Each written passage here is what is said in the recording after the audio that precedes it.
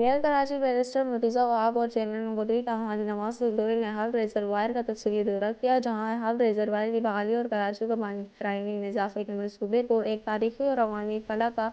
اہم اقدام قرار دیا گیا۔ اس موقع پر کہا گیا کہ یہ منصوبہ گزشتہ 40 برسوں سے مسلسل نظر انداز ہوتا رہا، جس کے باعث مغوی، اورنگی، مومن آباد اور ملحقہ علاقوں کے عوام کو شدید پانی کی قلت کا سامنا کرنا پڑا۔ چیئرمین ممبری ٹاؤن حاجی نواز لدھوئی نے کہا کہ میئر کراچی بیرسٹر مرتضیٰ وہاب کی قیادت میں ان دیرینہ مسائل کو عملی طور پر حل کیا جا رہا ہے اور ان کا خود موقع پر موجود ہو کر کاموں کی نگرانی کرنا اور اس بات کا ثبوت ہے کہ پیپلز پارٹی صرف دعووں نہیں بلکہ عملی خدمت پر یقین رکھتی ہے۔ انہوں نے بتایا کہ ہب ریزروائر کی مجموعی 15 NCD گنجائش کے جنوب پلان گزشتہ کئی دہائیوں سے مٹی اور غذائیت فن کے باعث اپنی اصل صلاحیت کھو چکے تھے، جس کا براہ راست اثر کراچی کے مغربی علاقوں خصوصاً مغوی ٹاؤن پر پڑ رہا تھا۔ حاجی نواز لدھوئی نے عزم ظاہر کیا کہ رمضان المبارک سے قبل ریزروائرز کی مکمل صفائی اور بحالی کا عمل مکمل کر لیا جائے تاکہ عوام کو بہتر، مستقل اور باوقار پانی کی فراہمی ممکن بنائی جا سکے۔ انہوں نے کہا کہ اس منصوبے سے مومن آباد، اورنگی، مغوی، بلدیہ ٹاؤن، ماری کوٹ اور